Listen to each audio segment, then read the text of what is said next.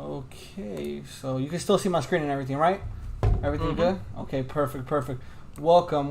We are live again with another sneaker talk. Today's guest is going to be Edwin. We initially met at a sneaker convention down in Palm Beach. I had sold him some 2006 Lightning 4s. This was before we heard of any retro. And he was the only one brave enough to take on that pair because everybody was scared that it was going to crumble. Everyone was scared that, it was going to break down on them. But he was brave enough. He took the chance, and he purchased the Lightning Jordan 4s off of me. So welcome to the stream, bro. What's up? All right, so you know how we kick off all the streams. We do some sneaker news, and we definitely have some fire sneaker news in.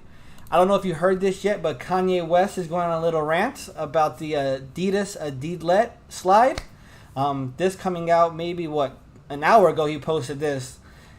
Saying that he's pissed off that Adidas is releasing this sandal basically, and that they're stealing Yeezy's ideas. It's a fake Yeezy by Adidas themselves.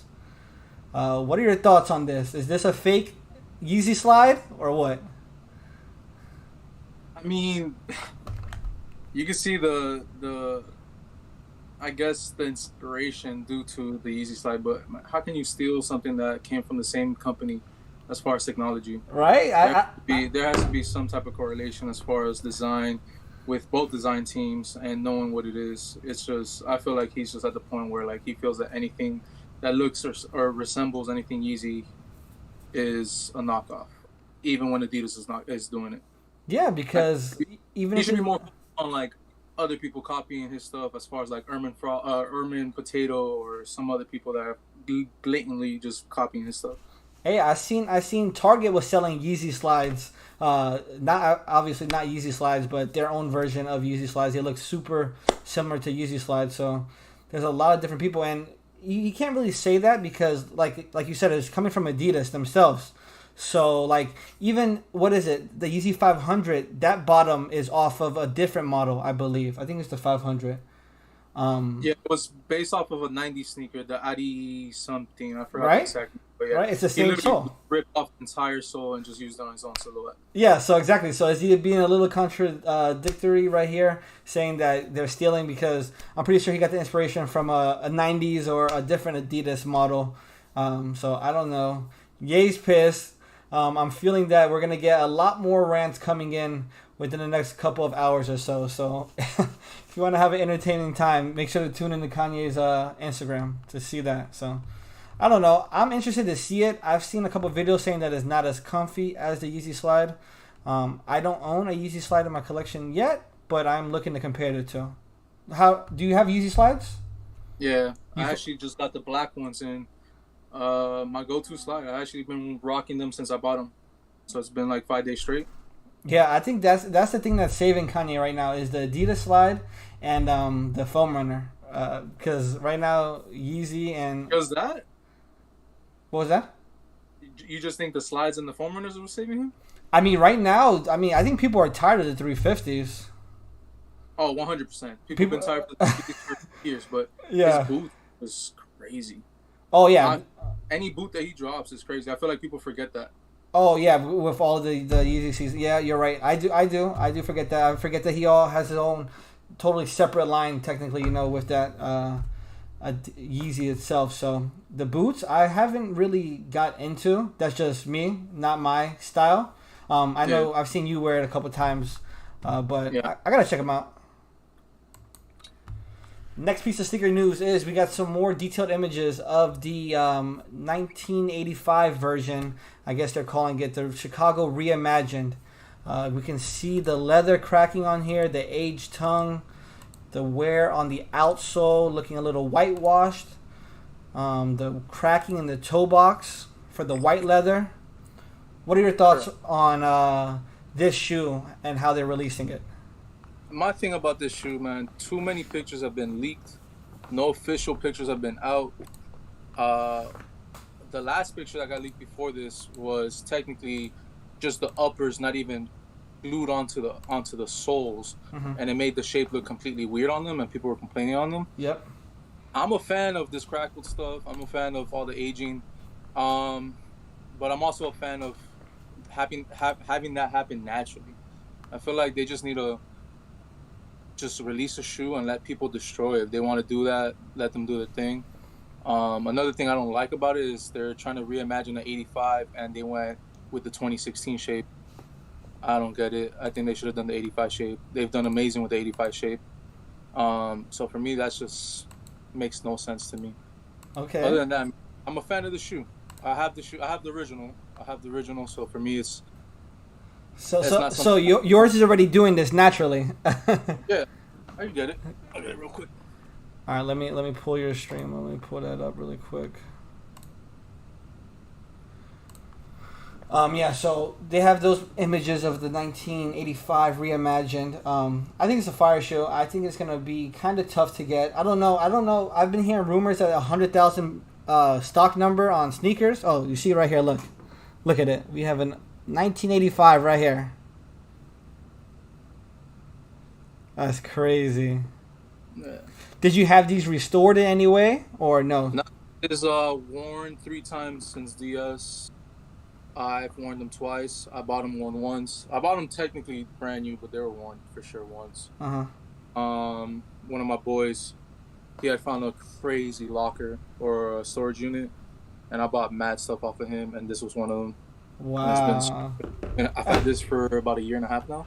Yeah. Paid a good price. Price, shot up crazy in the last year or so.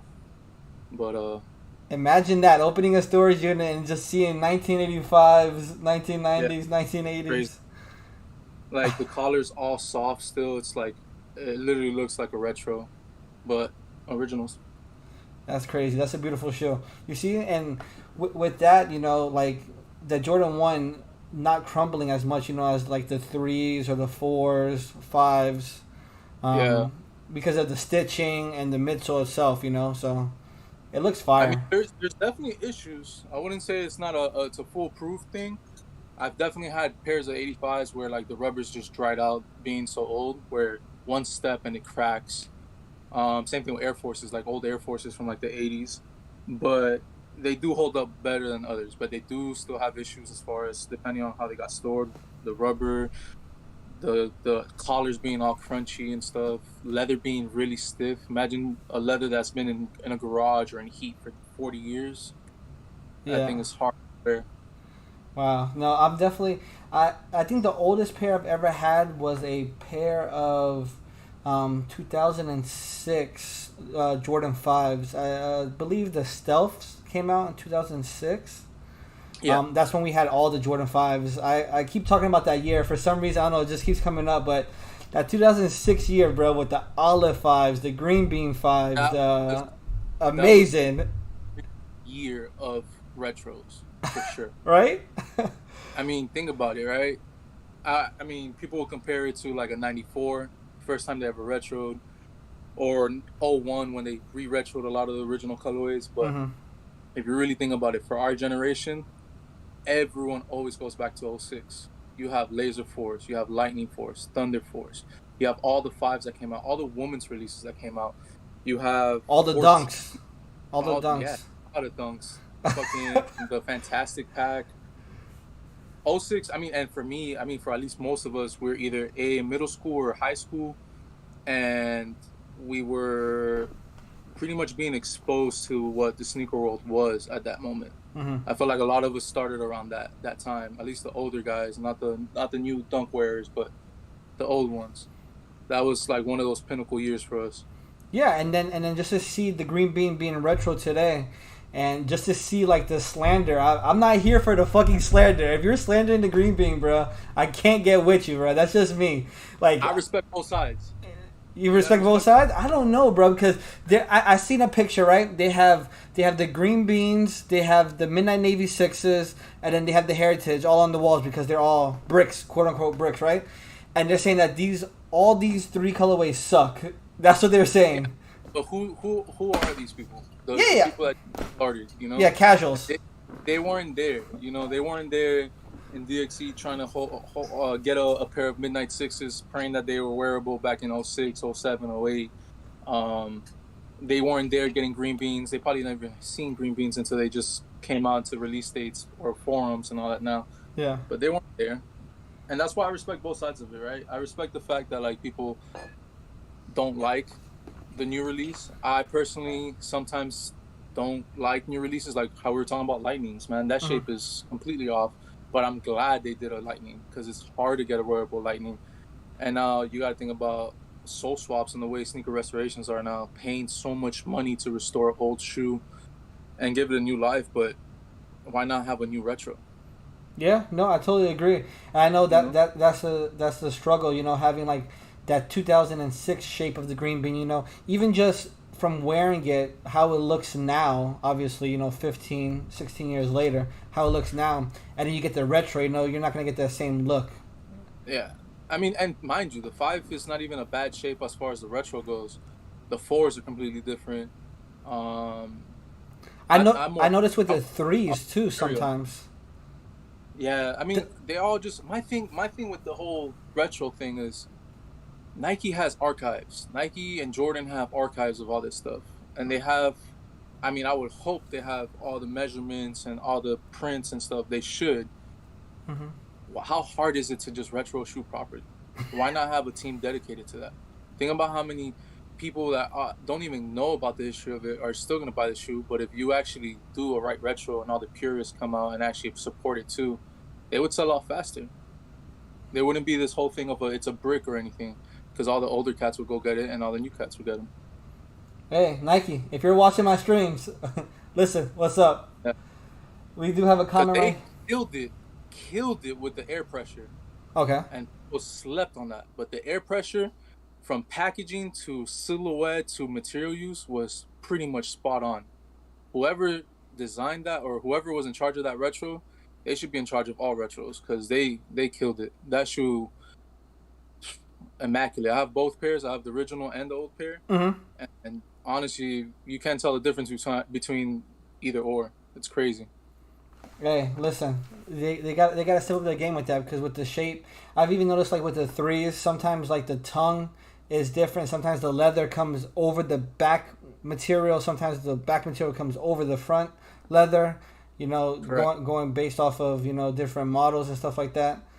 Yeah. If they did it once, they should be able to do it again. So you're completely right. We do have a comment saying that shoe wall is fire. Yes, shoe wall is fire, and Thank. this is definitely gonna be a different style of a shoe wall. As you can see, like right behind me, I have all the general stuff, nothing too crazy. I might have the one or two Travis off white here or there, but right there, that's like a collection that you don't normally see. And I see some 14s back there. I don't even know what 14s those are. They're like an orange 14s. I'm guessing a PE. Yeah, that's a PE. That's Jason Taylor PE.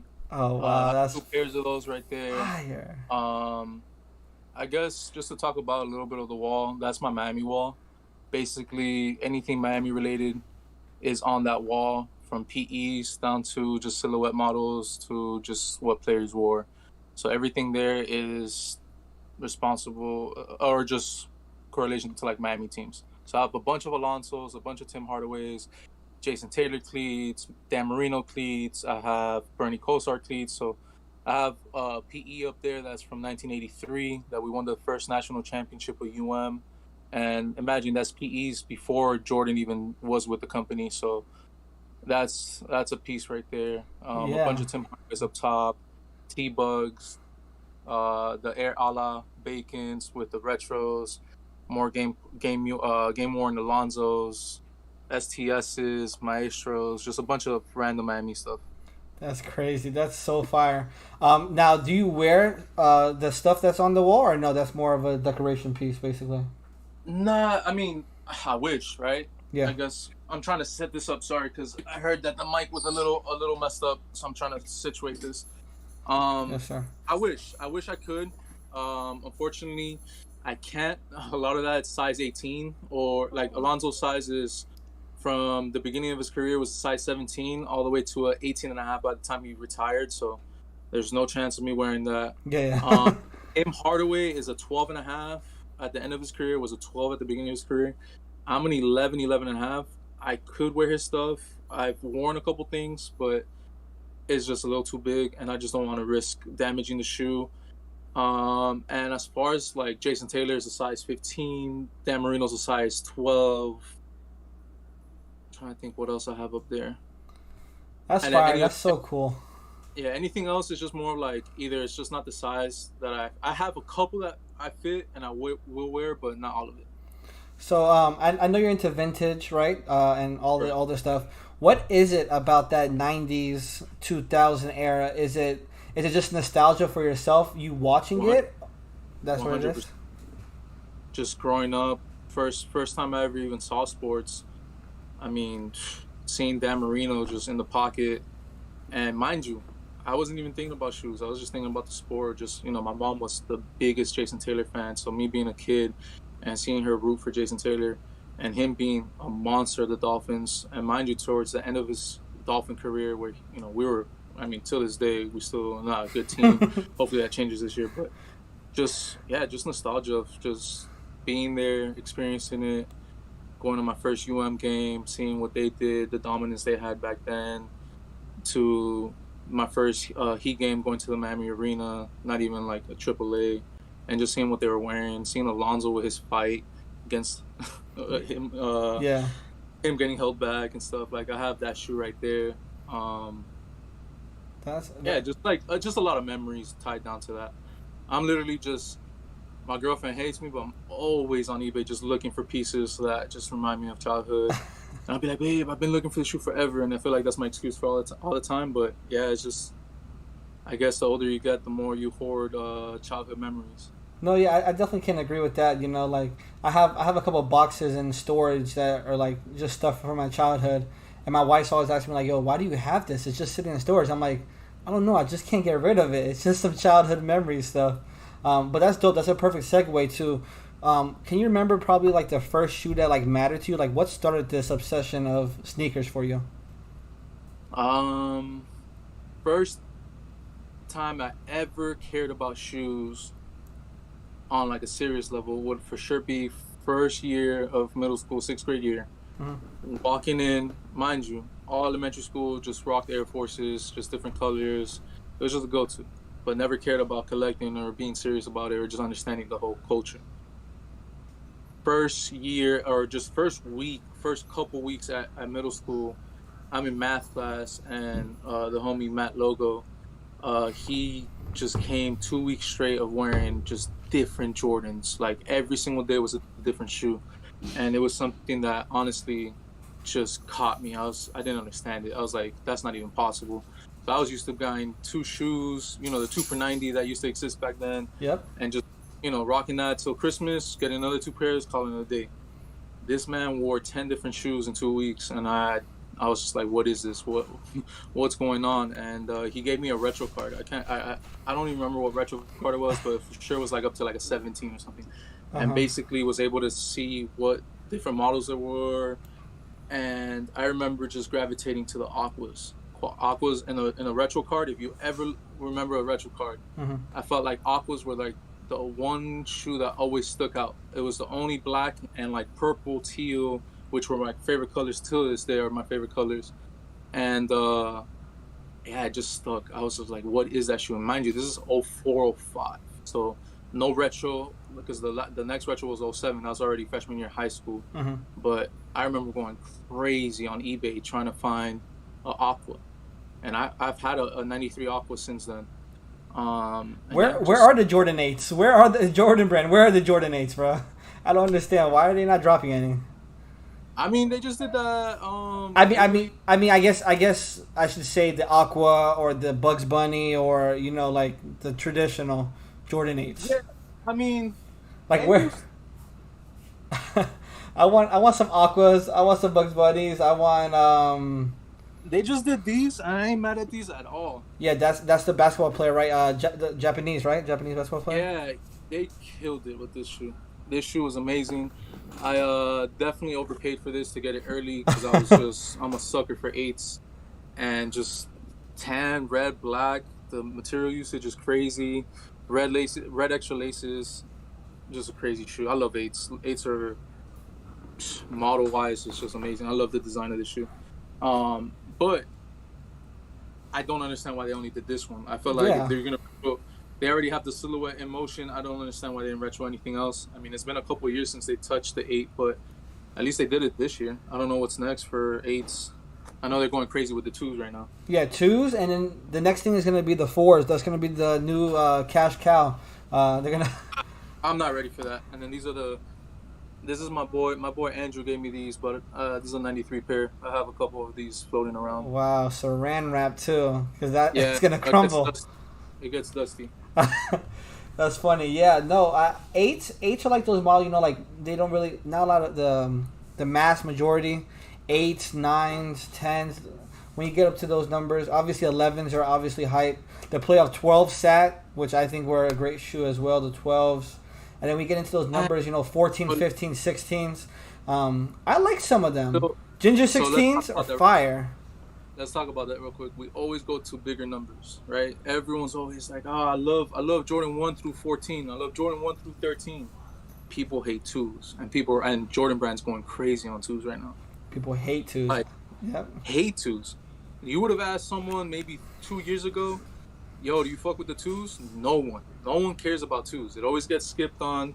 They never did crazy collabs. The only crazy collab they did was Don C back in the, well, not even back in the day, a couple years back. But the fact that they're going so crazy and they're so cheap right now, like some of the models that they're doing, like that both Union 2s are perfect. But the Mama Near 2, that is so far my favorite release of this year. I still think, and at work people call me crazy, that is the best Mama Near that's dropped so far. I don't know nothing about the 4s yet. I've yet to see any leaks of it. But right now, if you tell me through 1 through 3, the 2s are the best ones. I'm literally wearing them right now. Okay, so you like them now. I don't have the 1s or 2s. I do have the 3s. I do love the 3s. I love that quilted lining. I love the leather they use on the 3s. I haven't seen the 2s in person. But the 2s are fire because I used to rock the anniversary 2s. I had the CDP 2s. This shoe. Look at it. Yeah. Detail-wise, I think this is better than the 3. And it's not going for stupid crazy. Yeah, they're not at all. So now you hear it first. Now is the time to buy 2s. Nah, I'm not even putting that out there. Just keep on hating on the 2s so I can get on the 2s. I could be chilling with my 2s. Because they have the J Balvin's coming up next, right? J Balvin's, they have the blue. I like that shoe. I like the ones that he did too. But I think the 2s are wrong. Especially with the light. You have that. They have a blue one and then they have a green Friends and Family one for the Jordan 2. And then after that, supposedly Chicago 2s this year. And then another 2 is supposed to come out. I have the worst luck with that shoe. Which one? The Chicago 2?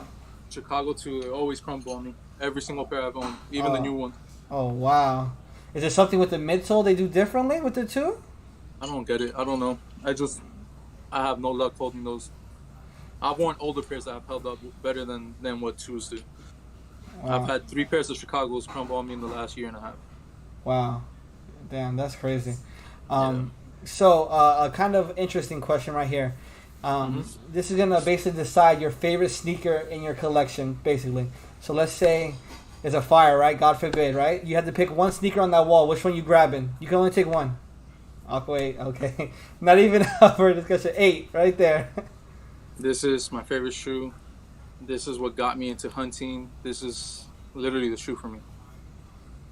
That's fire. I actually have a couple shoes that are crumbling as well. I think I have a pair of DMP 6s that are crumbling. I want to try to get them restored, but I know that they have the shoe cobbler in Miami. I think that's what it's called. Yeah, shoe cobbler, man. They actually do really good work. I highly suggest them. There's an individual that works there. I'm not sure if I'm allowed to plug him in or plug him. I don't understand the logistics as far as like if he's allowed to do work outside of them. But Cool Beans Restoration, he works with the cobblers. Or at least I don't know if he still does, but that's how we met him. He's done a couple of jobs for a couple of guys at the store and amazing work. And it's honestly the fact that he's local. He's realistic with time, and at least he's responsible as far as just responding. I'm actually having a big issue right now with a pretty big restoration guy. Still waiting on a reply. I've been left on red 4 times, and it's been 9 months. So, he's been good with it. It's crazy because the shoe that I'm waiting on is, if you want to talk about, because I know you were talking about like most expensive pair and stuff, that might be my most expensive pair, and it's just still no response, nothing. What is it? Tell us. Let us know. I have the box right here, funny enough. It's a Motorsport 5. Motorsport 5. Okay, so this is a sample right here because it's a sample box. Correct. Sample, only 23 in the world. Maybe the only 11 and a half. Right? Because normally samples are 9.5, right? 9? Well, they made this. I don't know exactly the size situation. I know it's made for the motorsport team, so I'm pretty sure they made sizes according to the people that were on that team. So I don't know exactly what the size distribution was, but yeah, for sure there's a size 9 sample, probably a size 13 and a half for Michael Jordan. Yeah. And then other than that, I don't know what the breakdown would be, but I do have an 11 and a half. Funny enough, I've been kind of following that shoe. It's been in Miami for years, since the Pirate Black release, because the guy I met that I bought it off of has had it since then, and I bought the shoe maybe 2 years ago, and I wanted to get it restored so I would actually be able to wear it, and I'm still waiting on that. Wow. I don't know too much on it, but can you give us maybe an estimated value on it? Not what you paid, just what do you think? I'm not scared to talk about money at all when it comes to shoes. I Honestly, I guess idea. it's just more about the rarity of it. So I just went to Portland last year, and I found another one in my girl size, and they had it up for $2,500, which I thought was a really good deal. I almost bought it for her, but she doesn't like 5s. Oh wow! But as far as what I paid $35, and I want to say the last known sale was 6. I think it's more about the aspect of either finding your size, and also, like, for example, if I were to get that pair back completely restored and have the peace at mind of knowing that you could wear that for a couple years, or just at least wear it and not have to deal with crumbling and having any issues with it. I think that actually adds value to a shoe. So who knows? I mean, I would say upwards of 5. Wow. I wouldn't see an issue, like, especially, I mean, I think once it's soul swap, maybe like 6, 7. Damn, that's fire. No, I don't have anything that Box. crazy. So and you have the box. The box alone probably adds another like 800. That's crazy. That's a fire shoe. I've had Motorsport 6 rings and Motorsport 23s. The 6. The 6s I had for like a day. I didn't wear them. I bought them and then I sold them the next day. But what I actually wore was Motorsport 23s and Motorsport 6 rings. Those were 2 fire. 23 is another fire shoe I like. I love the fact that it has the thumbprint on the bottom and on the quality was amazing on that. Yeah, it's fire. The box is crazy too on those. Fingerprint, it was crazy. It was a good shoe. Yeah, you see, I like more collabs like that. You know, like when they do stuff like that. Want to make sure the quality is A1. Virgil definitely did try to bring that back. With all of his stuff, all the Jordan 1s, Prestos going outside the box. And that Virgil Air Jordan 2 was crazy too. That was an automatic cop. Multiple pairs. I messed up. I didn't buy, and obviously, unfortunate for his passing, shot up almost double. Crazy. More than double. Yeah, the black and blue pair was going for like $300, right? I bought the black pairs at $350. Yeah. And I paid up for it because I wanted it quick. But I paid $350 for the blacks and $7 for the whites. I bought 2 of each. Yeah. And as soon as he passed away, my size in the white shot up to like almost 2K. Or 2K actually. It was like 21, 22. And then the black pair shot up to almost 1,000. And then they've settled now to where the white is still like 15 or 12, 14 or something like that after fees and stuff. The black pair shot down to like 5, but it was still at $350 for the black pair. Even my stuff, I have the only Virgil stuff I have UNC Air Jordan 1s that I got from Shoe Gallery. Shout out Shoe Gallery Miami. My sister-in-law hit on a raffle for me, so I wasn't even the one that hit for me. She hit for me.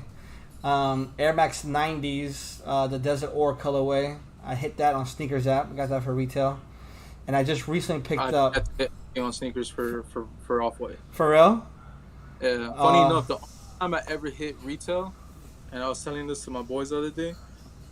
That time I went to Portland, I was looking for my reservation to my flight, and I typed in reservation, and I won the Off-White Canaries, and I didn't know. I guess it was on spam. Holy crap! That's the only time I ever won, and I didn't even hit on it. Like I never bought it. I ended up buying it. I like resale and stuff, but because you hit in Miami, the Off-White store in Miami. Hit in Miami, and I did not know until months later when I'm looking for my reservation on a flight. Wow. That's funny. I didn't nothing crazy like that, but with that Tom Sachs ones that I dropped a couple days ago, I got the email and I missed out. I didn't enter in 30 minutes. I'm not a fan of those. That's the first time I didn't like anything Tom Sachs. To be honest with you, I'm not a reseller, but I was just getting them for the flip if I was gonna hit. I was gonna not even for the flip, for the trade. I wanted to trade for something. I respect. Yeah. I don't really do that too often. Most of my stuff is all personal. I don't have tons of boxes behind me to resell. I used to hate when people would be like, "Oh, I'm buying it for resale," but I respect it more now. Yeah, because I mean, you have more money in the pocket and go get what you want. Yeah, exactly. Fuck it. I can't hate. That's how I make a living. No, yeah, that's how you, yeah, exactly right. We're gonna talk about that too, how where you work at. But for me, when I buy something, it's either I want it in my collection. If not, if one of my best friends or one of my boys is like, yo, I really want that shoe, I'm gonna give it to him for retail. I'm not gonna tax him for it. But say if I hit on like Panda Dunks, I've been hitting on Panda Dunks. I don't know why Nike likes me to hit Panda Dunks. I've been hitting Panda Dunks and I've been flipping them for $200 each, a quick $100 flip. But yeah, quick. They'll fly out the door at $200. But if one of my boys hit me, I was like, yo, I really want Pandas and it's their size, I'm gonna give it to them for retail. But if no one comes to me, I mean, what am I supposed to do?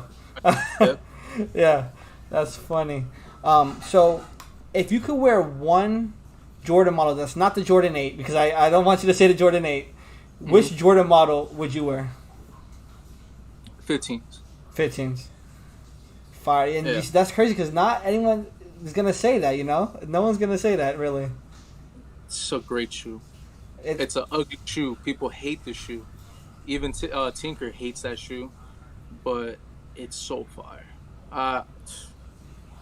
Even me getting into sneakers back then, I always had a love for 15s.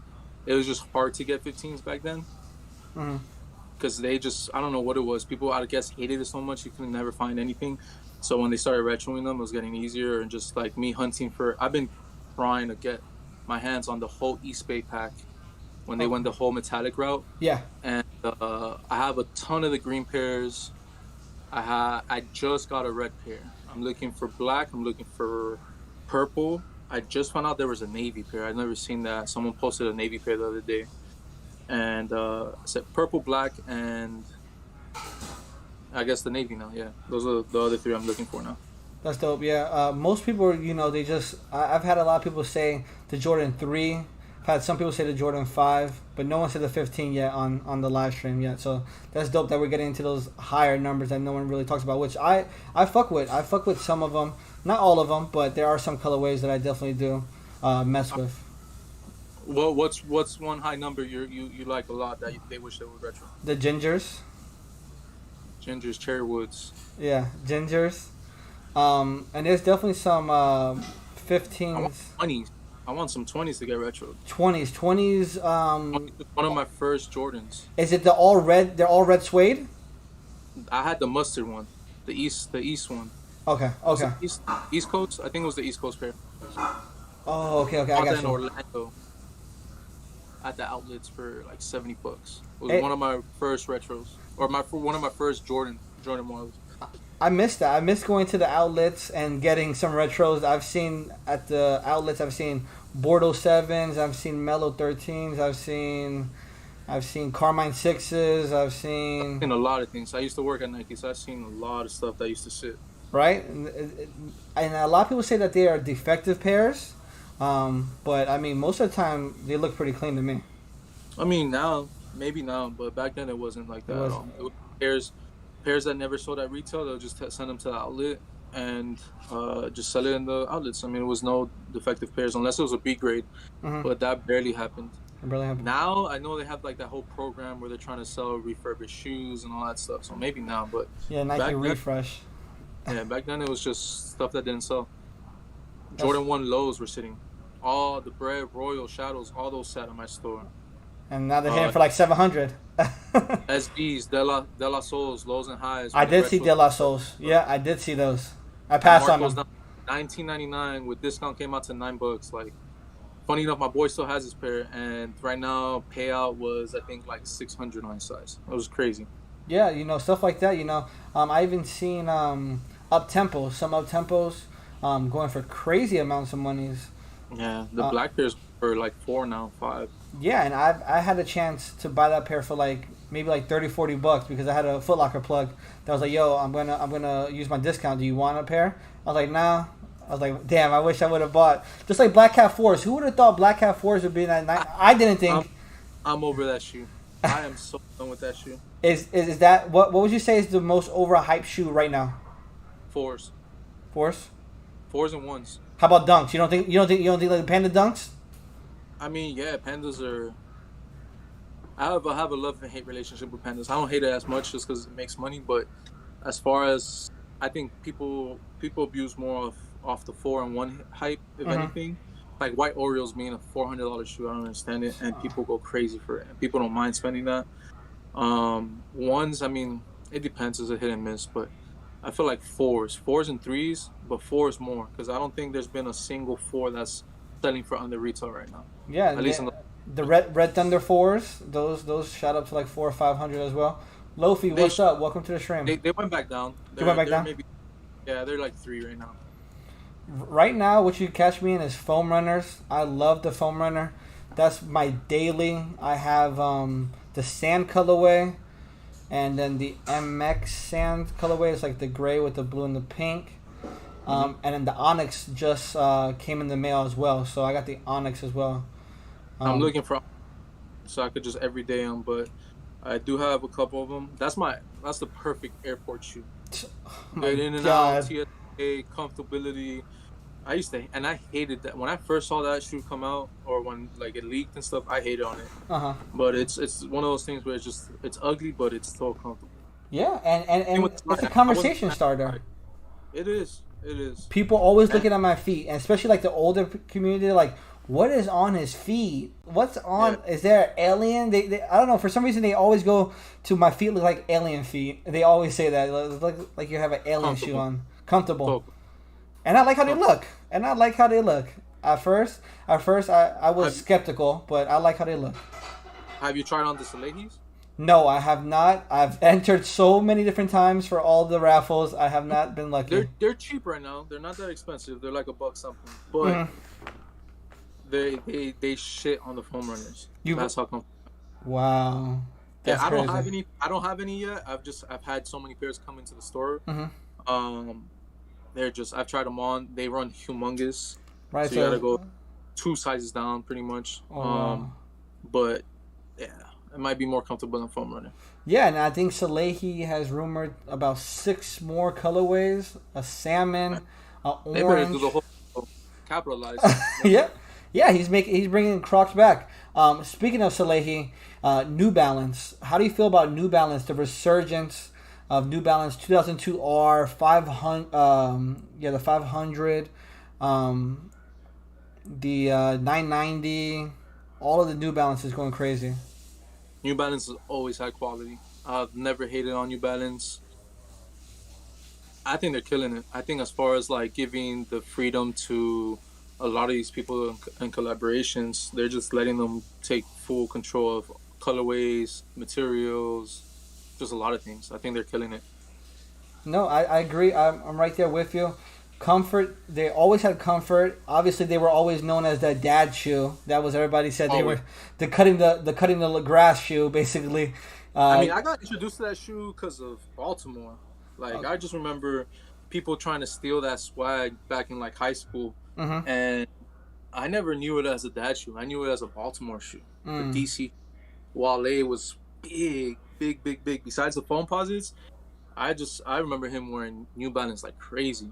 I remember being on Nike Talk, and everyone that was from Baltimore, DC area, they loved New Balance. I would see, and they were ahead of their time, man. I would see selvage denim on New Balances, on 990s.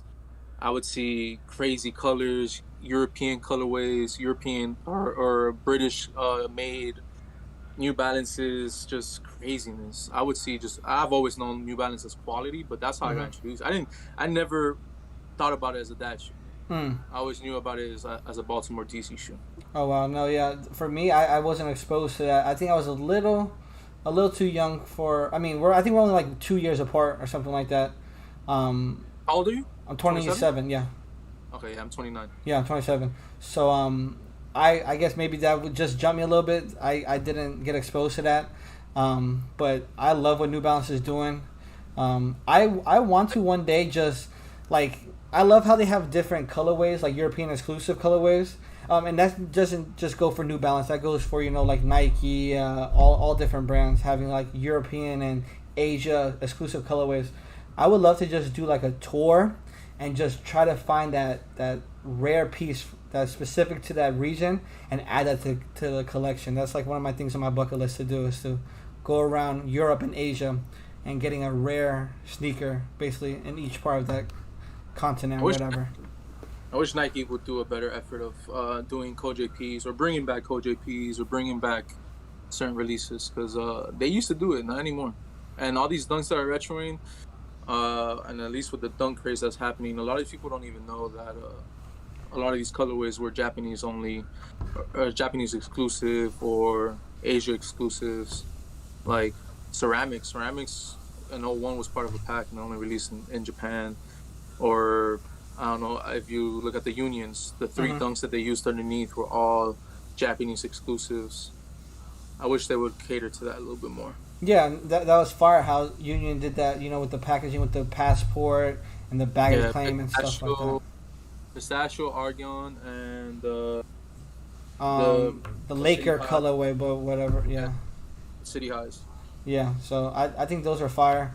And I know they did release like the Code JP, that silver Air Jordan 1 last year, I believe, or 2 years ago. But yeah, Jordan 1, right? Yeah. I would like to see them do more colorways like that. Why? What's up with that? Elaborate on it. Where the silver pair came with a suitcase. Yes. They didn't do the all black pair. They did the navy pair, but I don't know, just execution wasn't there for me. I wish they would have at least numbered them how they did originally back then. Just details to what the shoe came out to, and then they just mass produced it and just don't even show nothing towards the original release. Yeah, that's like a half-ass release, So I guess Again, you're a lot of half-assness going on with Nike. Damn. We would have liked to seen that box. Yeah, I forgot they did come with that suitcase basically, which is dope. It's all about packaging sometimes, bro. Like it's the whole experience. It's all about details. Yeah. I'm spending the money. I want all the details to be done. Even if it's a new release, just go. I mean, I feel like that's why Virgil did so good with his releases. He gave us new shit. He gave us shit that we never thought of, and packaging was pretty good. He would always kill it. Yeah, no, I always love that when I'm doing an unboxing. Once I see the box, if it's a different style of box, if the paper's different, if there's a story behind it, like with the Sean Witherspoon Asics, I bought that shoe originally thinking that it was only going to release in Japan only at the Atmos store. So I bought those resale. I think I paid around $450, which I thought wasn't bad. In my opinion, I wanted the shoe. I paid the $450 for it. And then they released at round 2 stores, which was still pretty limited because it was pretty difficult to get as well. I like that. I like how they release their shit in their own stores. Which was weird because, I like that too, but I thought it was weird because he has a resale shop and he released the pairs for retail, like kind of tiptoeing the line a little bit, no? Do you agree or no? I think we're years apart from that already. Yeah. I think maybe if you were talking about 2016, 2017, people would care, companies would care. I think the fact that he's able to do what he's doing with Adidas and still drop it in the store.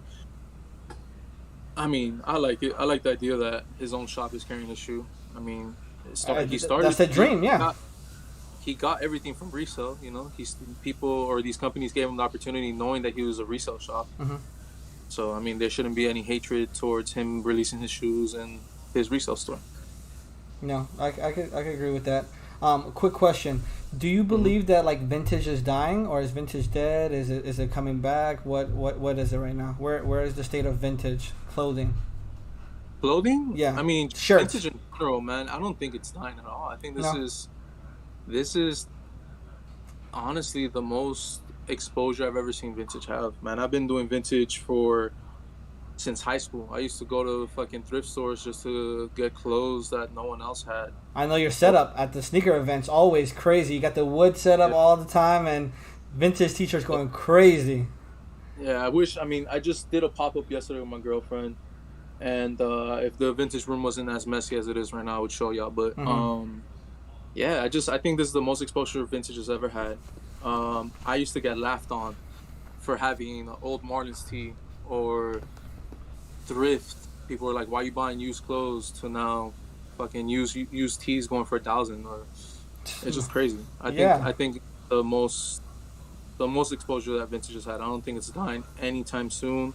If anything, people are digging their houses now to see if like they could find their dad's tees, their mom's tees, see if they still have any of that. Put it on eBay. Get that random rap tee that's going for 1,000. Man, I appreciate all those people finding their Miami Hurricane stuff and putting it on eBay for the cheap. I appreciate y'all. Find more stuff. I'll buy it. That's funny. I have a couple vintage pieces. I've thrifted some and I've paid like resale on some. What I've found recently, I've seen a lot of vintage remake shirts. I guess that's what the best way to call it. Or like vintage style new age t-shirts. Like with the all over prints. That's what I've really been into right now. Like I got this dope Venom one. That's like a dope all over puff print Venom t-shirt. Looks crazy. It's single stitched. It has the tag, but it was made, this year. It's fire. And the best part about it was that was only $40. So, I know that shirt normally, if it was a real, 90s, 2000s, probably going upwards of $1,000. Are you a fan of vintage remakes or not? Is vintage or nothing? I don't mind it. I personally won't buy it. I'm not here to hate on someone that's making a business out of it, because I definitely have seen. I've bought remakes. There's this one guy that we buy a bunch of tees off of. He's made a couple tees of Gangstar that I bought, and then the homie Safe at Shoe Gallery, he remakes a bunch of like rap style tees of like Puerto Rican musicians that I like Hector Lavoe. So I'm not. There's no hatred towards that. I just, if I could find an original one, right now, my biggest thing was Mana. I've been trying to find Mana tees. Okay. If no one knows what Mana is, it's a Mexican rock band that's been around forever. And me growing up, me being with my uncle, I just remember Saturdays doing errands and all I would hear was Mana. So like I've always loved Mana. To find a Mana tee, especially my size, is dumb rare. And the remakes on them are just horrible. So I wouldn't say, if I could find a remake that was perfect, I'll buy it. But unfortunately, sometimes these remakes are just not what I like or what I wanted. So I just had to find the original. And it took me 3 years to find originals. And this one guy just had 30, 40 tees, and I bought all the ones I wanted. Oh, wow. That's fire to find like an estate like that, something, they ready to get rid of all of their tees at once. I haven't come across anything too crazy at the thrift stores. I've been to a couple of them, going from time to time. I know that's something that you have to like be in the lab consistently in order to find. Yeah, nowadays I don't think I don't remember the last time I've gone thrifting to find like, I don't know, a good sports tee or a band tee or something like that. I actually go to thrift more to find like pants. I'm on my trouser game right now. You find so many good pants on at the thrift still. Yeah, you got like the Carhartt quarter panel, I think they're called, or Carpenter pants, and yeah, I fuck with that, but nah, I'm talking about like finding like old military, like 30s, 40s, or finding. Oh wow. A good, yeah, I don't care about if it's a women's trouser either. I care more about the material. You sometimes find like 70s or 80s trousers made out of like 100% wool, or just the fit of it's crazy. Old Levi's. I'm big into Levi's right now. I probably have like over 200 Levi's right now. Wow. Levi's is at number one, Gene. I don't have any vintage Levi's. I do have just, normal Levi's, but I definitely do have to step up my pants game. I've been getting a lot of corduroy pants. Not anything vintage or anything, just normal corduroy pants. I'm trying to step it up. Would you consider yourself a matchy guy, or no, you like to Not at all? Not there's days where I could be matchy, especially with my Hurricane tip. Yeah. I can get that. If I'm really like Miami'd out as far as Hurricanes, I will be matchy. But for the most part, nah, I'm not matchy at all. I mean, I guess my uniform is vintage tee with either trousers or shorts and some type of sneaker. Simple in and out, as long as it makes sense. Like I'm wearing a colorful tee, and I'm wearing black with the Yeah, so there's no black and purple really in there, and you're still rocking Yeah. it. No, Yeah. another thing I wanted to ask you was like the resale in Miami. Now I lived in South Florida my whole life. I recently moved to Atlanta, Georgia. That's where I reside now. And when I was living there, all the way up until maybe like 5 years ago, there was nothing really. Round two came, and then everybody I felt like started coming. Obviously, there was the mom and pop smaller stores, but like bigger stores like that, like I didn't see much. And especially in Palm Beach area, there was nothing. Palm Beach now you have Headache, you have Relux, you The have homies. Shout yeah, out Headache. yeah, you have so many different resale shops. Is South Florida a fire market for resale, or is it just were we just not learning about this, or what took so long?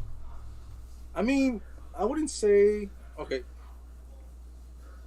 You gotta think about how much internet helps, right? Mm-hmm.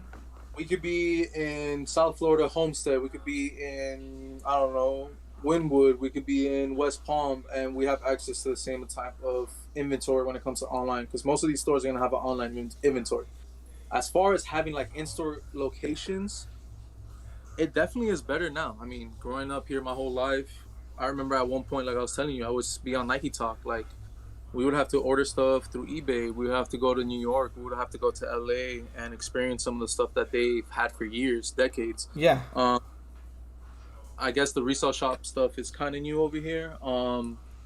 I would say, for example, not to plug Daily or anything, but Daily was, I mean, to this day right now, it's the oldest running shop in Miami. We're 9 years, going to 10 years.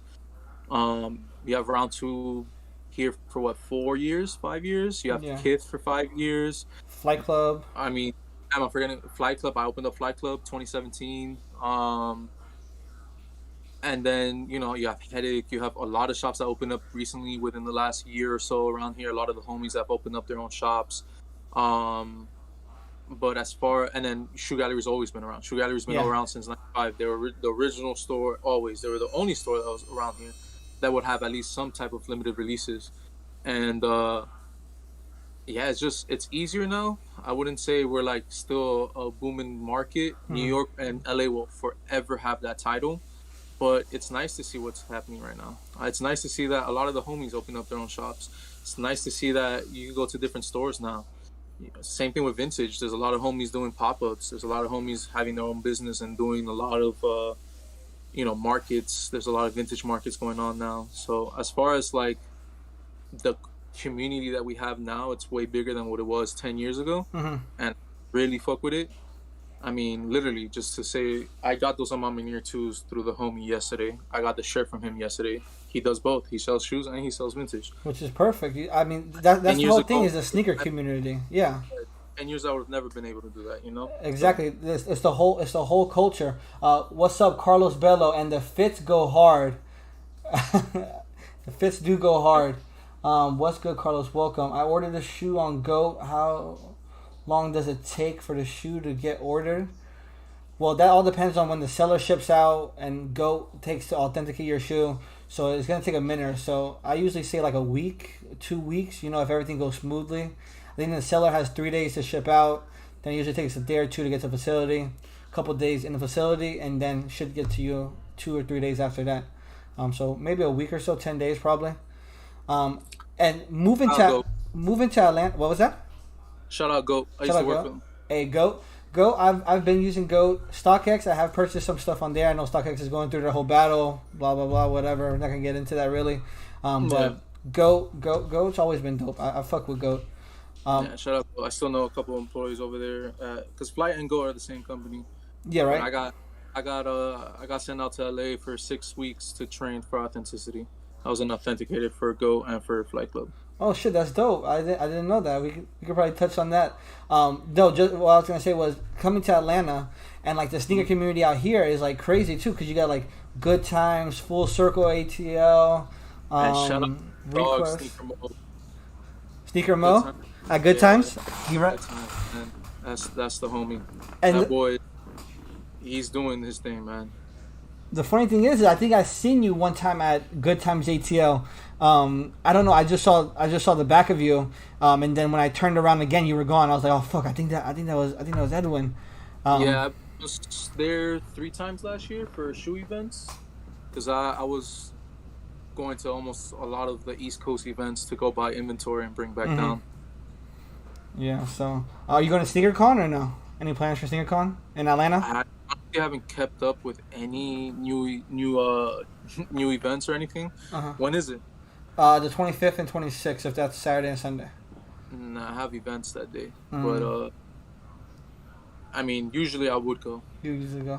I love Atlanta. I mean, me and my girl love Atlanta. Atlanta's dope. My sister lived here originally. I was looking to move out of South Florida for a minute. Just more. Atlanta's, Yeah, I like the scenery. I like the weather, and just more of me like getting out of my shell and going somewhere different. You know, I needed that for the personal, so that's why I came out here. No, but one thing I want to touch on that you said was you were an authenticator for GOAT. correct. Can you kind of walk us through the process without giving us any of the, I guess, stuff that you can't tell us? Like, you get the shoe in. What's your process on authenticating them at GOAT? You got the black light out. You got another shoe next to you.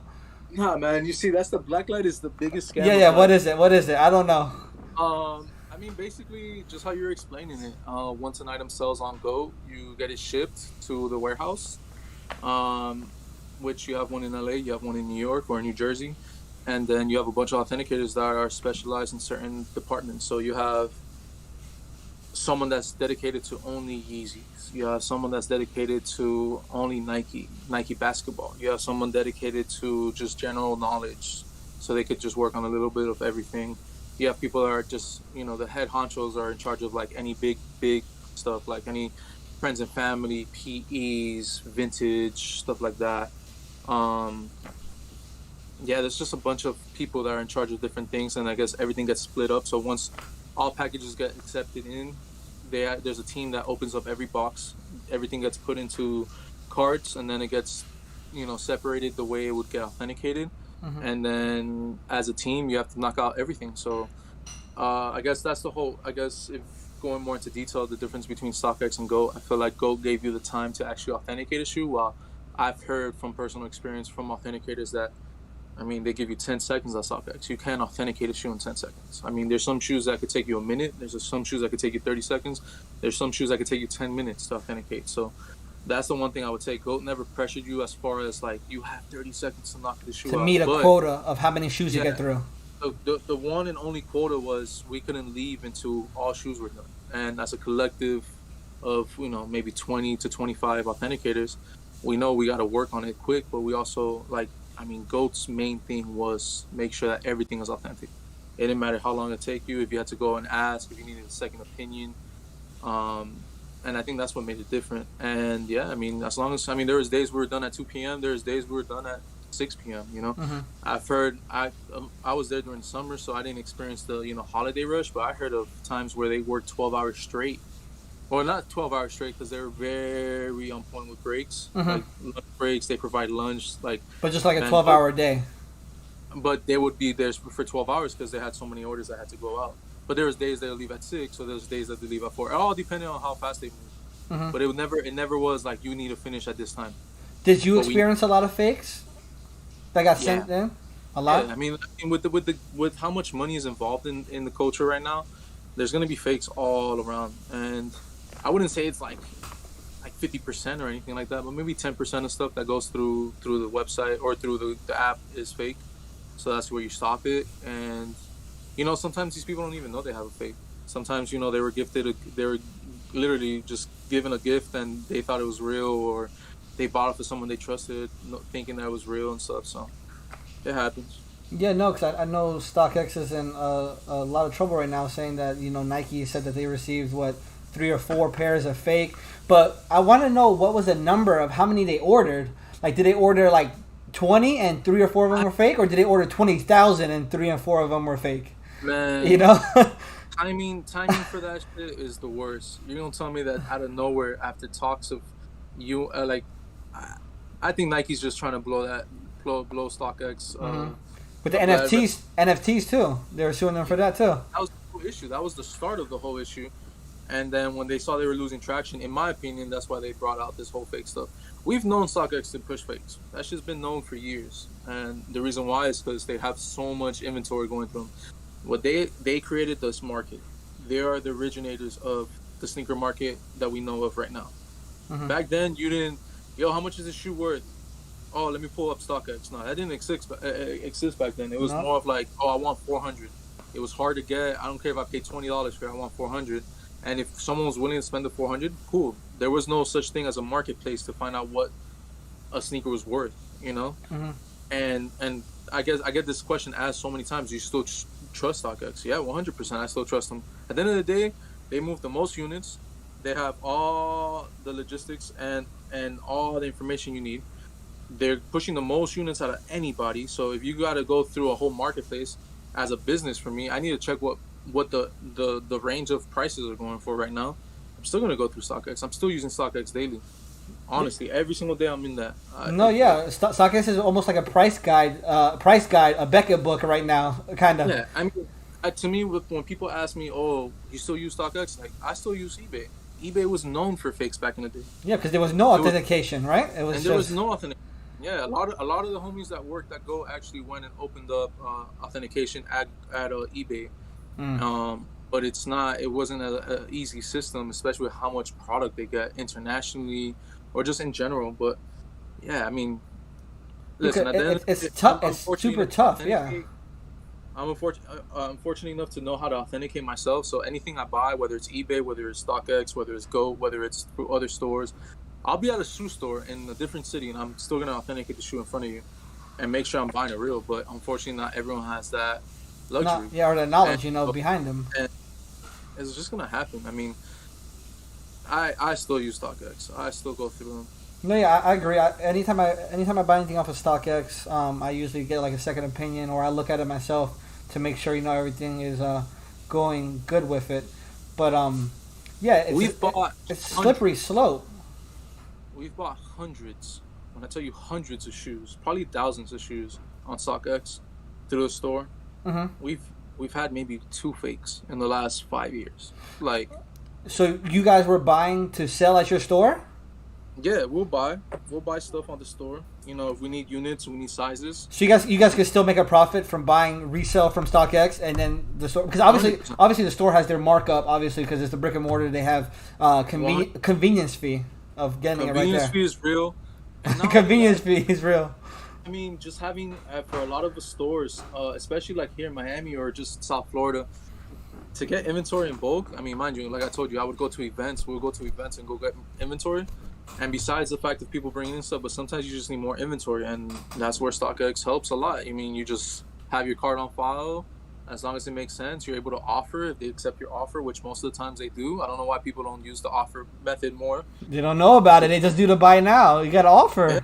Yeah, you put a good offer to what market is around, and if it gets through, and there's more inventory for the store. And yeah, it is having a store definitely gives you a little bit of luxury tax as far as convenience fee and just the trust, the trust value, right? So at least when you shop at our store, we have 4 authenticators that we could guarantee our work. So I mean, I guess you're now with the whole scare of StockX, the luxury of having that peace of mind that what you're buying is real. Yeah. Now I don't know if you could share this piece, but when you guys go based off of pricing, you guys say, look at StockX, the Nike Dunk is going for $200. Do you guys say around $200?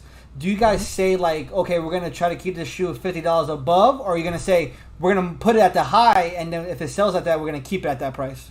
It changes day to day, man, and that's one of the constant struggles that we have at the shop. Especially, I feel like any shop, you want to maximize profit, but you also want to make sense to the community. I mean, at one point we're selling pandas at $400. Yeah, because they were going for it. People were buying it at $350, and we're selling them at $425. And you can't sell a panda right now at $425. You can't sell a panda at $325. So it just depends, man. It's just a slippery slope when it comes to that type of stuff. We right now have a full inventory of pandas, and unfortunately, it's kind of hard. Same thing with white Air Forces. White Air Forces are just sold out everywhere. Give me 1 second. Wait up, my dog is crying. No problem. White Air Forces. I know White Air Forces are selling. Retail went up to $90, I think, right? $90 now. But they're selling for like $120 or $90 to $100. Yeah. They raised it from $90 to $100, and then you can't. No store has them. We just bought 40 pairs. So it's just the convenience of having a shop where you could go and actually. You'd be surprised how many people will come to us and they don't mind spending. We saw Air Forces at 155, and every Foot Locker around town is sold out. You know. 150. Okay. Wow. I didn't know they even got that high 155 yet. That's crazy. Why? Who would have thought Air Forces? Little me. Getting Air Forces. Yeah, because Air Forces were always in stock. Air Force was the shoe to get for your school. Your back to school shoe was the Air Force. You know, get it for whatever it was, 80 bucks 90. Or so, whatever, $90. Yeah. And you were to get the Air Force Ones. Who would have thought that shoe would be selling out? That's crazy. Well, but it's an iconic shoe, so everyone wants it. And you got to think about how many resellers are out there now trying to make profit on anything. So it kind of ruins the market to a lot of things. So you got to think about how many kids were like, let me buy a $90 Air Force and sell them for $110. And then let me buy them all so you can control the market. I'm selling now in like a day at 110. Let me put it at 120. Still selling out. Boom, sell it at 130. And it just creates this market where it's just no store has them now. No, you can't go into Foot Locker or Nike and walk in and get Air Forces. And if they do get Air Forces or shipment of it, it's probably gone in 2 days, 3 days between all the resellers. So who has them? The resale shops. And it's just, you know, it sucks because back then it was easier to get stuff, but at the same time I can't be mad because I'm making a living off of it. Yeah, exactly. No, it's a slippery slope. Yeah, I always say this, like, I hate resellers, but if I was given 100 pairs of a shoe, I'm gonna flip them each. So I can't say I hate resellers when I would become one if I was given 100 pairs of a limited shoe. You know. I respect the resellers. Yeah. These resellers are really out here. Pokemon cards, PlayStations. Anything. Graphic cards for computers. Like people are selling formula. I just have my child, and people are selling baby formula. It's fucked up. It's fucked up, but people are reselling baby formula. Man, you get it how you live. If there's profit to be made, there's profit to be made, and it sucks. But I mean, man, I know kids making more money than their parents. Yeah, you know? Flipping. You see Benjamin Kicks out here with all of the Union stock. I don't know. Let's not talk about him. Let's not talk about that. Okay. I got talent to me, but yeah, man, I respect any kid that's out there trying to make $1, man.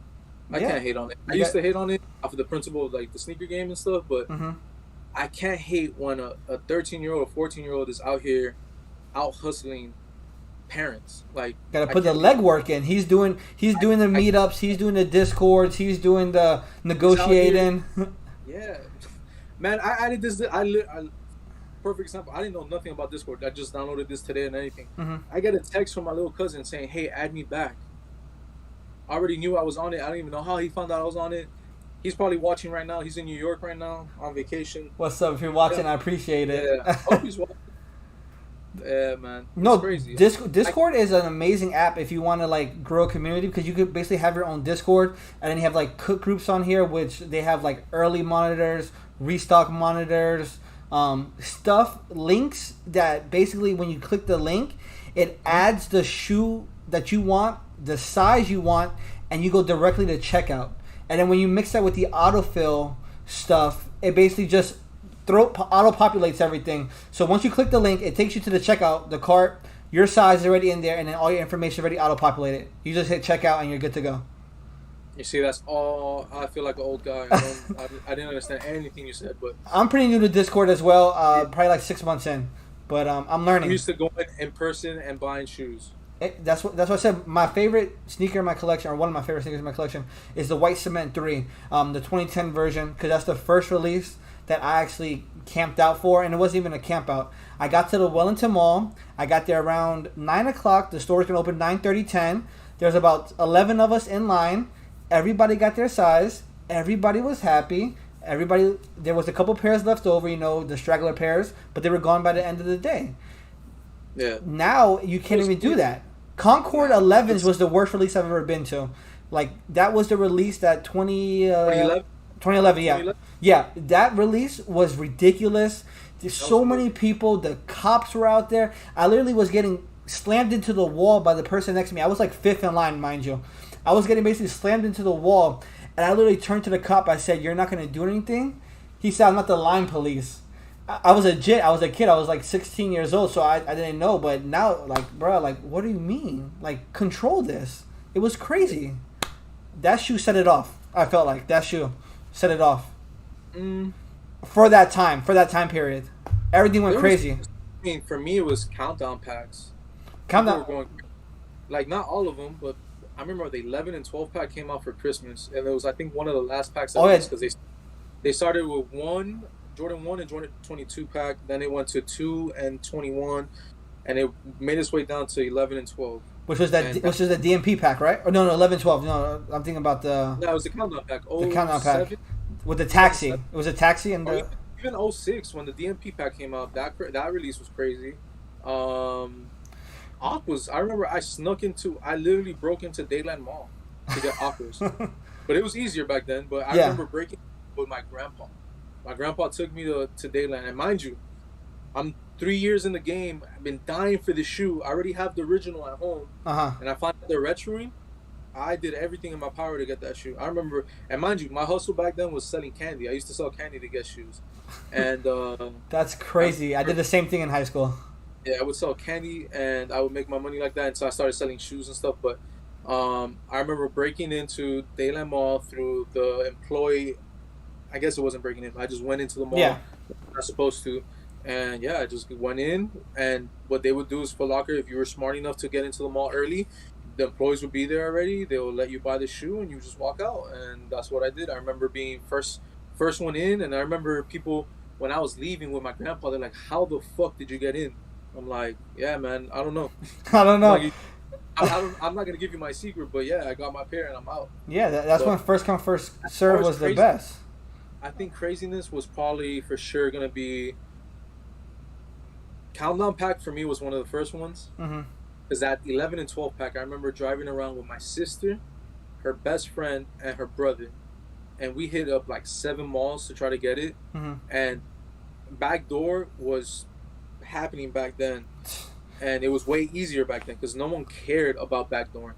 So a lot of these managers would get their little holiday bonuses through backdoor. Backdoor, yeah. And they were gone. I mean, and mind you, the stores would get maybe 20, 25 pairs, if that. And I tried everywhere. And mind you, it wasn't crazy in the sense of lines. It was just crazy in the sense of sold out. Like, I couldn't find a single pair.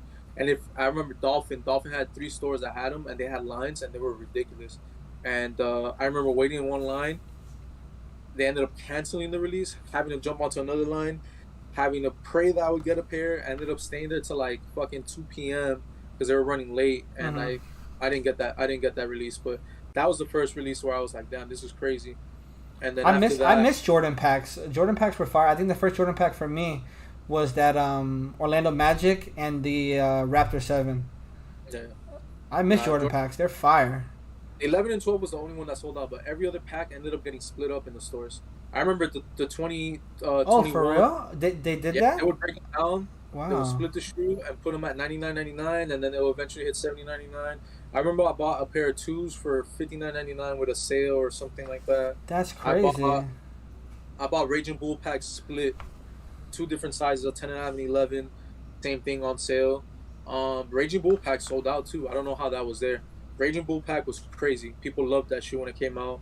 And then I would say, besides the Concords and stuff like that, foams. When foams came out, and mind you, I wasn't a big foam guy. Galaxy foams. Galaxy foams was ridiculous. Nike basketball, the South Beach LeBron. Oh my god. Emmy Soulfly got them fucking like a month and a half or 2 months early. Didn't know release date. They actually released them. People were able to get them for retail. And then they realized the release date was messed up. They canceled it. So then you had to wait for release day. And then I remember if anyone is from Kendall or whatever, Dayland Mall was for sure your go-to spot because they would have the most pairs. They had the House of Hoops, all that stuff. And it got to a point where instead of going through the employee hallway, because by then employee hallway was already exposed, now it was waiting in the hallway. And mind you, that hallway is... You can't even put your hands out. Like, that hallway is so narrow that sometimes you have to go sideways if another person was walking in. And then it got to a point where like people were fighting in there and it just caused too much issues. So they got kicked to the bridge. So now you're camping out on the bridge during the day. I mean, during nighttime, sometimes you get rained on and stuff. It was crazy, man. People climbing through air vents to get to these sneakers. Yeah, it was crazy. I remember foam posits Phone posits to me was like the first time where I was like, okay, I'm officially done. I'm not camping out no more. I'm over it. I'll wait till they Pay resell. resale, yeah, pay resale, or try to hit up I'll wait somebody. till the shops get some, or I'll just wait on eBay or something like that. But yeah, phone posits was crazy. Yeah, no, I agree. Like the And funny Concord, the that Concord one was for me. That one was crazy. I really stopped collecting between like 2013 to 2016 because of all the hype, all the craziness. I really I tailed off there. I was just getting general stuff, yeah, but I picked back up around 2017 when I I mean, started collecting stuff. we'll talk about. I got a little phone My history. God, Yeah, paranormals, I bro. just bought this recently. That's crazy. I love that shoe. That's the Galaxy foams. No, Those. What was that? the this is not the Galaxy phone. No, This no, the paranormal ones. Yeah. No, but I'm saying during that era with the Galaxy foams and the oh yeah, paranormal. yeah, yeah. Yeah, But this was no release. This was through the movie, signing up for it and winning through a raffle. You know. yeah. That's fire, bro. That's a fire show. You Funny that said, my nickname is Snorlax and I have my Porlax. hey, that's Um, funny. Damn, that's dope. So you just yeah, got that shoe? huh? You just got it? You just got it? I got it maybe 3 months ago. Let's just say the homie that we won't disclose his name. He just be getting crazy shit. He be getting his hands be a little sticky sometimes, you know. And Yeah, that's how it is. sometimes he has pieces where it just he can't find the buyer, and I'm the buyer. So Yeah. that honestly is not even my size. That's a size 10. There's no way I squeeze into that, but for the price that I paid, I mean, I'm for sure either gonna make profit or trade for something that I want Yeah, in and my. that's a great shoe. I know that's super limited. I've actually gone back on Goat right now because I wasn't too big into foams. I've had a couple foams. I've had like pine green foams. I've had like the red metallics, the coppers and stuff like that. I've actually gone back on Goat, and Eggplant eggplants was the king. was one of the shoes in high school for me. Like Yeah, eggplant foams. Um, crazy. so I went back on Goat and I started putting stuff like on my wish list just in case I start seeing some good prices. I might have to Yeah. start snagging some foams I because was blind in freshman year of high school. mhm. I had the Carolina 2002 pair Pro with the swoosh and the red pair. The That's red the and black white, pair. white and blue, right? The Carolina ones, the white and blue. Yeah. Okay. And I remember I bought each pair for like $60 or something like that because the sole had came off, so I had to reglue them. hmm And that was my introduction to foams. Besides Wale, because Wale was, like I said, Wale or DC people, foam posits, New Balances, they were just crazy with the and their swag is just crazy. They're wearing Ralph Lauren pieces that just New Yorkers do it differently, but DC just had the way they dressed, man, was different. They were on trousers before people were on trousers. Like I would Yeah. see fits that I was just like, damn. I still have in my head fits that I've seen on Nike Talk from a decade ago or 2 decades ago An that archive. I'm archived in my head from that era. That's dope. Speaking of Wale, before we get right out of here, who would you say? I know it's probably a difficult question, but who is one of those celebrities that has like the best collection? You would say. Obviously you have like Mayor, Fat Joe, DJ Khaled, Wale, Little Yachty, Offset. Who's Man. putting on for the sneaker game in the celebrity realm? All right, so if you PJ Tucker. okay, so PJ's the homie. Hey, shut up. Funny enough, he wanted a pair of these to wear, and I was like, "There's no way you're gonna wear this." But I would say I will go with Yachty, man. Yachty is that guy. When he's came into the shop, he is humbled. He knows his shit, even though he wasn't born in it. So he's even talked about in interviews. He's from '97, so he didn't see a lot of that '90s, early '90s stuff, but he knows it. Yeah. He actually knows his shit. I will give him that. Offset, on the other hand, to me, he's new into it. He'll say, "Yeah, I know this, I know that," but he has the money to buy the shit. He's But just he buying it. Yeah. Yachty knows his shit. The way Yachty puts fits together, he mixes Japanese with Americana, with vintage, with new. Crazy, bro. Yachty is that guy to me. And second place would be Uzi, but Uzi is a little different. He's more into the fashion side of it. Yeah, which the high fashion. the high fashion with it, but he loves old school Jordan. He came in and was buying Jordans. And mind you, he's a small size. He's 7.5. He's a small dude. He's a small dude, but 7 is the first size in men's. Hardest size to find sometimes. And he's just, when he finds a piece, he'll buy a piece. Other than that, and I'm giving you off of people I know personally. Yeah, because you have like Mayor, Fat Joe, Khaled, all of that. Mayor's had everything in the world. Perfect Pair, Clark Kent. But as far as people I've interacted, that I could tell you firsthand, I've seen their collections or I've seen the way they are. Mm-hmm. I would say Yachty, I go Uzi, and then PJ Tucker's a different animal, man. PJ Tucker is crazy. And I thought it was a front. I ain't gonna front. I thought there's no way this man knows his shit. There's no way he's just buying stuff like this. Like, he must have someone that just knows the stuff and just gets it to him. My man knows every release that's happened. He was, the first time he came into the store, he was in the store for like 5 hours in the stockroom just digging. He's still like, I have some pieces in his sizes and stuff, but I don't want to get rid of. But he be constantly just asking for stuff, or he just, I would say PJ, those three. I would say those three. Yeah, I think those are like the three horsemen. Obviously, I would say, and I would kind of throw them in the newer generation. Obviously, like I said, like Fat Joe, Mayor, all of them.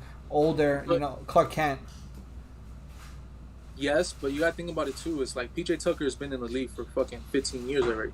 Yeah, and he's been doing this since then. Just that now with the social media shit, you see on the court, everything on the court. PJ's been around and had shit for days. Ever since high school days. Yeah. Yachty, even before money, was into shoes, and he would buy stuff back then. And he has pictures out floating when he was in high school with pairs. So as far as the new generation, I mean, you got to think about these people have been around for years too, doing it before they got the fame and the money. Mm-hmm. But older folks, I mean, my go-to like old person that collects that I fuck with is Fat Joe. Fat Joe forever. Growing up, you remember the MTV Cribs, licking the 1992 Barcelona 7. He collects very well. And then being choked out by Mike Bibby trying to get a PE. I seen that shit on Full Size Run. But one of one too. You trying to grab it. Now that I'm in Atlanta, Yachty is somebody that I'm hoping to run into. I would love to talk sneakers with him one day. I'm hoping that I see him at a sneaker con. I don't know how receptive he'll be. I'm hoping he'll be receptive. It depends on the day, man. Him and Trinidad James are two people that I'm looking to talk sneakers with. Whether that's for 5 minutes, 10 minutes, whatever, I'll be super excited. I've done a couple things with him. My girl's done a couple things with him. Mm-hmm. He's just very, very secretive. He just doesn't like. He doesn't like going in public. So I've never had the chance to talk to him one-on-one, even though I've done stuff with him when he's been at the shop and stuff. But it's just. I would say for sure best two that I've experienced is Yachty and Uzi. Uzi, bro, that man is just living life, man. Same thing with Yachty. Yachty's just a little bit more quiet, but Uzi is literally living life. You can just tell he just enjoys living life. I love to see the Instagram clips. 5 hours. Yeah, he was just there living life, buying everything. He bought everything for his girl too. And he knows his shit, man. People think that he doesn't know his shit. He knows his shit. Yeah, Uzi is definitely one of my favorite rappers, and I think he's an icon in the sneaker game. Yachty right now is, I used to hate all this new generational rapper shit. Mm-hmm. I definitely got put on at the shop because I used to hate Gunna and all these people. Yachty right now, Michigan Boat, the way he's been doing a lot of his, like, I literally play Yachty at least 3-4 times a day. Yeah, I the first time I heard him was one night. I was like, what the fuck is this? He's like, I just want you for the night. Yeah. I was like, what the fuck is this? And then I looked into him. Yeah, I gotta check him out. I haven't heard any of his newer stuff. His last song that he did, Set It Off. Mm-hmm. He's completely offbeat, but he killed it. Damn, I gotta check it out. And he's with his John New Balances. The fit is crazy with the Denim Tears polo. The other guy, I don't know his name, but he's Rick Owens with the dunks on and stuff. It's dope. I fuck with the new style. Yeah, the fashion is going crazy. I definitely do have like a mood board. Like I have screenshots whenever I see a fit. I'm like, I want to style something like this. Let me look at it, and then I have to break down the outfit, try to figure out something similar. But they definitely do have Uzi has the high fashion down. Some of the fits that Uzi wears, I couldn't personally pull off. I wouldn't wear, but definitely for the sneaker wear, I've always seen Uzi and Yachty as two big players, which is dope, bro. But listen, we've almost been live. We've been almost live for an hour and a half right now. I appreciate you, bro. It's been a dope conversation. I'm happy you were able to come on the podcast. Not podcast, but the live stream, basically. I don't do this, man. I don't do this at all. I'm usually the quiet one. I'm behind the scenes type shit. Yeah. My girl, I mean, she's probably still watching this, but yeah, definitely. I enjoyed this, man. This is I literally told her this is one of the first things I get into, where I know we're trying to start a podcast at the store and talk about different things and stuff. But this was fun, man. I never, like I said, first experience talking on camera, talking about shoes and stuff. This is something I've been doing for so many years, and to see what it is right now, as far as this is my income. This is my full-time job now. Yeah, and it's a passion too. So this is dope. Yeah, and you have a lot of knowledge to offer. That was one of the reasons why I wanted to invite you on the live stream, because I knew your collection is going to be different than anybody else I've had on. I knew your knowledge was going to be different. I knew everything was going to be different, and I'm just trying to collaborate with as many people in the sneaker community as I can. I'm trying to get my name out there, so when somebody else talks to you, you be like, yo, you know Tim? Yeah, I know Tim. Oh, I know Tim. I know Tim. I know Tim. Is this something that gets saved? Is there a copy of this on YouTube? Oh yeah, for sure. So basically, we are live right now. But once I end the stream, it takes like a couple hours. It's gonna process, and it's gonna stay on my YouTube channel forever. So it'll be on there forever. So I can send you the links. I can even download the raw footage, and I can send it to you, and you can keep whatever or clip whatever you want. I would love to repost this. This is amazing, man. This is something that I've always wanted to do, but I just never got comfortable with it, and you approached me a couple days ago, and look at us now. Hey, right time, right place, right time. I know for me, being on camera was a battle. I've been doing the YouTube stuff for maybe about a year and a half, consistently 6 months on my daily upload grind. Almost 800 subscribers in the last 6 months. Over 50,000 views in the last 6 months, combined on all my videos. So I've been doing this a lot more. I'm trying to get comfortable, and I'm just trying to invite dope people in the sneaker community and bridge that gap, basically. All right, man. This is amazing. Thank you so much, man. All right, guys. Well, before we get out of here, we got 6 people in the live stream right now. Hit that like button if you are here right now. Hit that subscribe button if you are new. Join the family. And then after that, go check out Edwin on Instagram right here, ECJR93 on IG. Give him a follow. Show some love. Check him out. And make sure to subscribe to the channel. Let's keep growing the community. Thank you so much for being on the live. I really do appreciate it. More conversations in the future, bro. Looking forward to learning, because I know you have a lot of stuff to teach me, bro. I've been in it for 10 years or so, and I have a shit ton to learn from you, bro. I appreciate it, man. There's always room for knowledge. Yes, sir. All right, stream. I'm still myself, so.